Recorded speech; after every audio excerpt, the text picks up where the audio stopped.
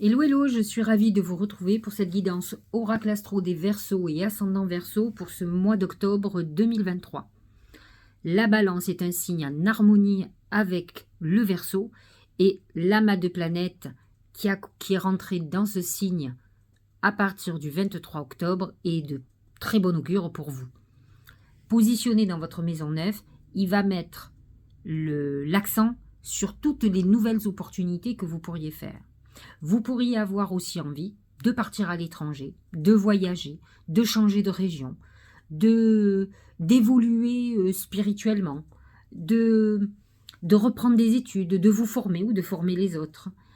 Vous allez être ouvert à toutes les possibilités. Mercure en plus sera dans ce signe et va justement vous faire réfléchir peut-être à un projet d'envergure qui est plutôt fraternel ou lié à tout ce qui est humaniste, humanitaire, collectif. Vous avez besoin de mettre la pierre à l'édifice et les énergies de la balance vous confortent dans cette volonté, dans cette synergie à plusieurs. Lorsque les planètes vont rentrer en Scorpion, elles vont se positionner dans votre maison 10 et vont répondre à votre envie, à vos ambitions. Alors le soleil va passer en Scorpion le 23 octobre et à partir de cette époque-là, le 22 octobre Mercure, vous serez complètement orienté vers tout ce qui vous concerne et en tout cas sur votre réalisation personnelle. Alors, vous pouvez être confronté à certaines, comment dirais-je, à certaines choses souterraines, c'est-à-dire discussions complotées par exemple, à certains ennemis, à certaines choses qui peuvent vous contrarier, mais dans tous les cas, c'est votre soif de réalisation qui va vous motiver. Vous balayerez les obstacles et les personnes qui peuvent se mettre en travers de votre chemin. Pluton est toujours dans votre maison 12. Vous le savez, il y est là depuis bien longtemps, ce qui a certainement fait que vous avez fait une remise en question profonde de votre existence. Vous êtes dans une fin d'époque, vraiment, puisque Pluton va bientôt passer dans votre signe en début d'année. Alors vous allez me dire, est-ce que c'est mieux? Pluton en 12, c'est une période très analytique, de psychanalyse, de travail en profondeur. Pluton digère pas mal de choses. Là, pour le moment, il est positionné sur les Verseaux du dernier décan, c'est-à-dire les gens qui sont autour du 16, 17, 18 février, qui sont presque poissons. Donc c'est vrai que c'est une période qui a pu chambouler votre vie. Vous avez pu transformer complètement votre environnement, quitter une relation amoureuse, changer de boulot, tout perdre aussi et repartir, puisque Pluton représente quand même la mort et la résurrection. Donc vous ne vous inquiétez pas, c'est pour mieux renaître. Et c'est vrai que ce Pluton qui va passer sur votre soleil est une renaissance, y compris pour les ascendants Verseaux. C'est intéressant parce que vraiment, les gens qui sont ascendants Verseaux et qui vont être, par exemple, à 0 degré du Verseau, donc qui sont un peu entre les deux, doivent sentir cette renaissance. C'est le moment où est vraiment un passage de transformation de la personnalité, peut-être encore plus que Pluton qui passe sur votre soleil, parce que Pluton, pour le moment, qui est dans votre 12, amène cette réflexion, ce changement profond. Mais lorsqu'il va passer sur votre soleil, il peut amener aussi une perte de vitalité qui peut être difficile aussi pour vous. Donc, pour le moment, en tout cas, on bouleverse en profondeur sa vie, sa manière de voir les choses, l'organisation de sa vie. On n'a pas les mêmes objectifs qu'il y a quelque temps en arrière. Les planètes en Poisson sont positionnées dans votre maison 2, qui est la maison du patrimoine, qui est la maison de tout ce qui est financier, que ce soit qui est surtout d'abord par le travail. Et Neptune a pu vous causer pas mal de problèmes depuis quelques années. Là aussi, il est positionné, il touche les derniers décans, les personnes qui sont autour du 14-15 février pour le moment, puisqu'il est à 25. En plus, il est rétrograde, donc c'est des moments où vous pouvez être confronté à des dettes, à des désillusions, à des chimères, des choses qui vous font rêver et finalement qui ne donneront rien. Donc c'est vrai que ça peut être un moment un peu difficile. Saturne maintenant est positionné en Sagittaire, en Poisson pendant 2 ans et demi à peu près. Il a été dans votre signe, hein. Il vous a freiné beaucoup. Là, il vous a libéré, mais il se positionne dans la 2. Donc, il vous responsabilise par rapport à l'argent, par rapport à votre rapport à tout ce qui est financier, tout ce qui est... peut-être êtes-vous dans une phase où vous aurez besoin euh, de placer votre argent, d'investir dans la pierre, par exemple, pour vous sentir en sécurité ou pour sécuriser les autres. Donc Saturne amène, c'est le dieu du karma, et là, j'espère que vous avez fait les bonnes réflexions avec l'argent, parce qu'autrement, vous allez être de nouveau en épreuve, et je pense que vous en avez assez vécu, vous auriez envie maintenant de vous libérer. Donc ayez un abord beaucoup plus organisé, responsable avec l'argent, avec vos placements, avec comment vous fonctionnez, pour pouvoir avancer. Le nœud karmique est en bélier, dans votre maison 3, dans tout ce qui concerne la communication, les frères et sœurs, et il suggère quand même qu'il peut y avoir à un moment donné des désaccords, des conflits très importants, comme quelque chose qui était latent ou qui doit se passer là. Donc, si vous n'avez pas de frères et des sœurs, vous êtes tranquille, hein, il n'y a pas de souci. Mais par contre, faites attention à des problèmes que vous pourriez avoir avec votre voisinage ou avec des gens avec qui vous bossez. Alors, bon, vous le savez, le taureau pour vous est dans votre maison 4, la maison du foyer, la famille. Et c'est vrai que Jupiter est là, encore toute la fin d'année et l'année prochaine, en tout cas les 4-5 premiers mois. Il amène quand même une consolidation importante au niveau familial, peut-être un achat pour la famille. Il peut y avoir des discussions aussi d'héritage, c'est tout à fait possible, et une vente qui se fasse. Uranus amène des bouleversements que l'on n'a pas prévus, qui nous dépassent. Alors Vénus était positionnée depuis 5 mois dans votre maison 7, elle y est encore jusqu'au 9 octobre, et a pu amener pour certains Verseaux et ascendants Verseaux une très très belle rencontre. Là, elle touche les derniers décans, et peut suggérer une rencontre sentimentale qui amène un couple. La Vénus va passer dans la Vierge à partir du 9 octobre, et là se positionne dans votre maison 8, plus sexuelle que sentimentale. Elle amène quand même une passion très importante dans votre vie, ça c'est sûr et certain. Mercure est dans la Vierge du 1er au 5, pas beaucoup d'impact pendant 4-5 jours. Ça a été beaucoup plus sur le mois de septembre que vous avez ressenti les effets de Mercure, ou peut-être vous avez été dans des réflexions par rapport à un héritage, par rapport à des investissements ou par rapport à des dettes. Vous avez pu vous engager à un remboursement par exemple. Alors, nous avons la pleine lune le 29 septembre qui va être dans l'axe 9-3, balance, soleil balance en maison 9 et lune en bélier en maison 3. C'est à 6 degrés, donc très loin d'une lunaire, hein. Donc c'est vrai que cet axe pour vous est l'axe de la connaissance.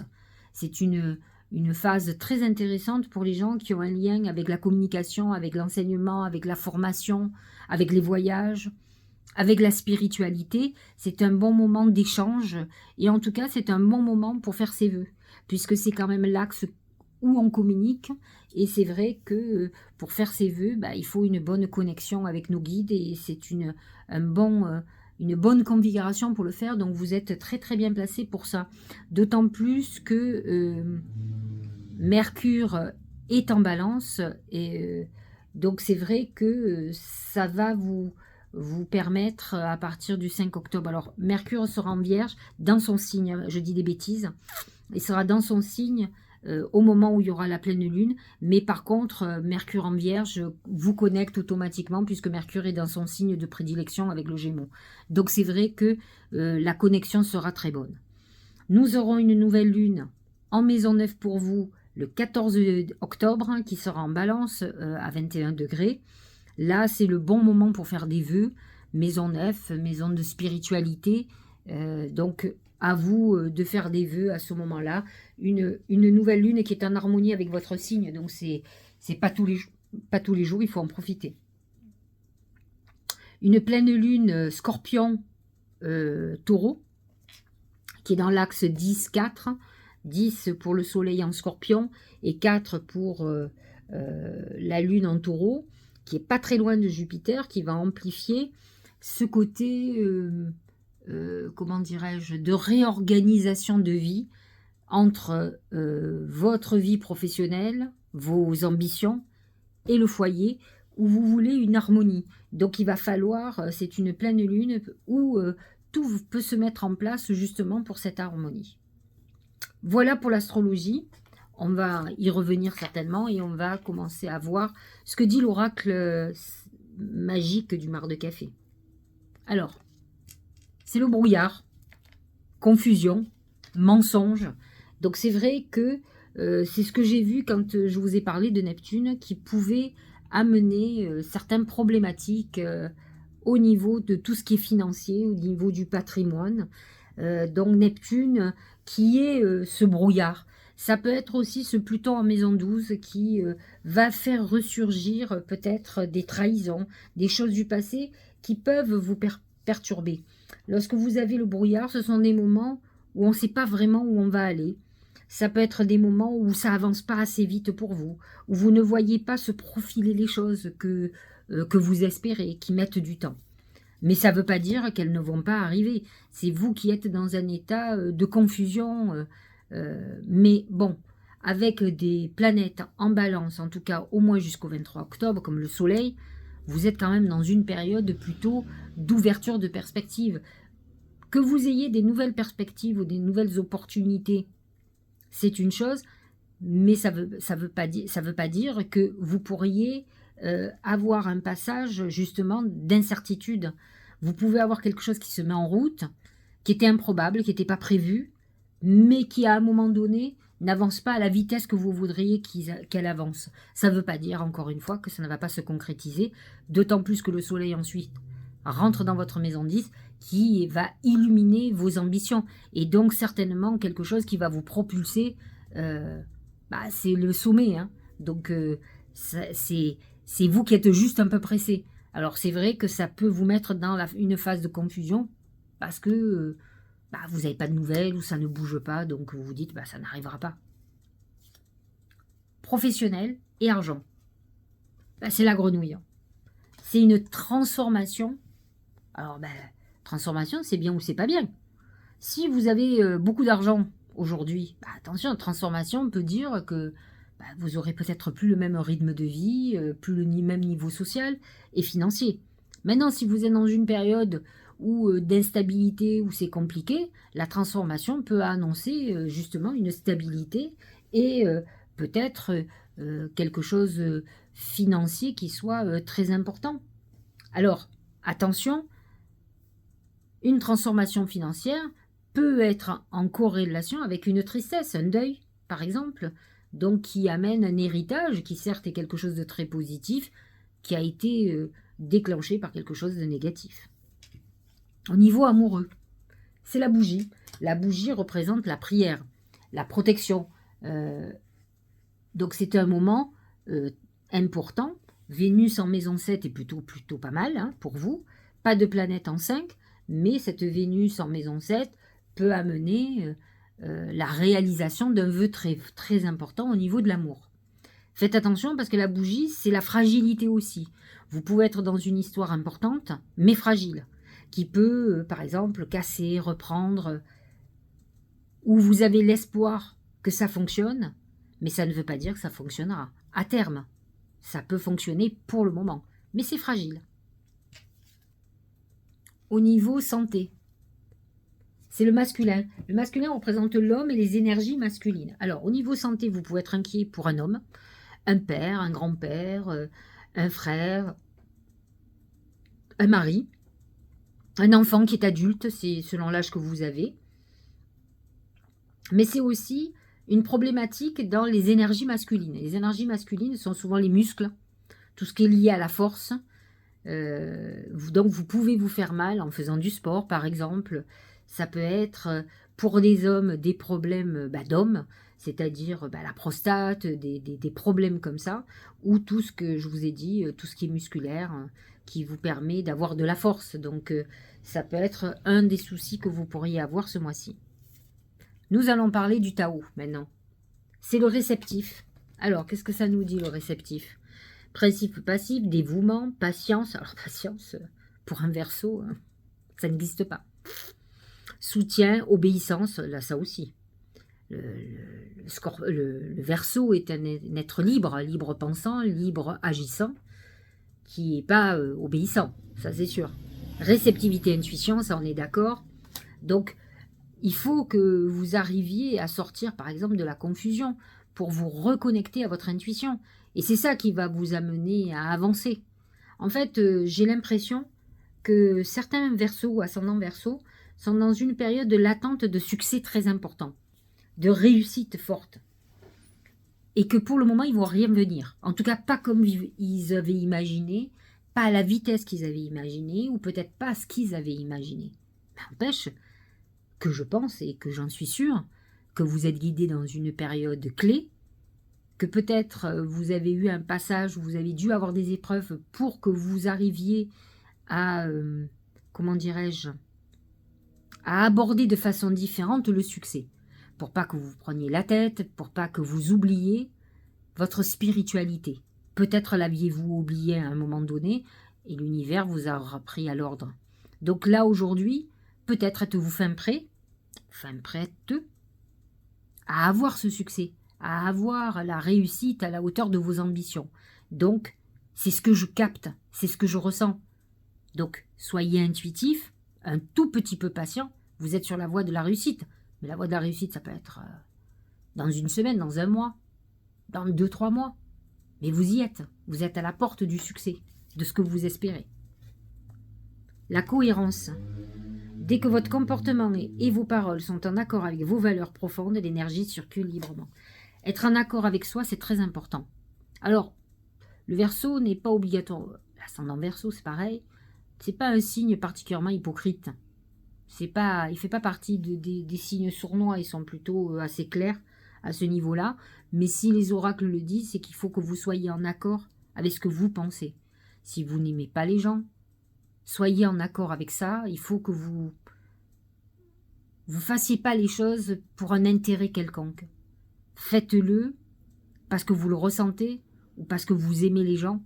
Mais si vous ne les aimez pas, passez votre chemin, sortez ces gens-là de votre vie, parce que ça ne vous apportera rien de bon. Vous êtes en dehors de l'intuition quand vous faites ça. Laissez mourir. Le temps est venu de mettre un terme à une relation, à un schéma ou à une situation toxique et néfaste. Laisse la vie t'éloigner de ce tourment. Fais de la place dans ta vie et dans ton quotidien pour un renouveau. Alors ça, c'est Pluton. Pluton qui est complètement dans votre maison 12, qui vous prépare à l'année prochaine. Et c'est ça. Il faut laisser mourir derrière soi l'autre vous, ce que vous étiez avant, des personnes qui ne vous conviennent plus, une relation qui ne fonctionne plus, un travail qui ne vous convient plus. Soyez en accord avec vous, parce que l'année prochaine, c'est l'année de votre renouveau.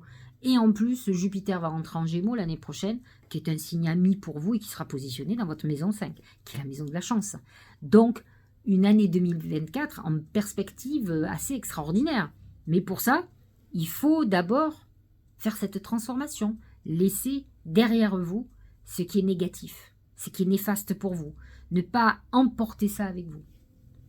Eh bien, on peut le faire ce mois-ci. Hein. C'est tout à fait possible. En tout cas, c'est ce que vous disent les oracles. Je vous souhaite un très bon mois de octobre plutôt. Pardon, oh là là, je m'embrouille. Hein. Très bon mois d'octobre. Et de toute façon, on se retrouve au mois de novembre, justement, pour la suite. Je vous embrasse.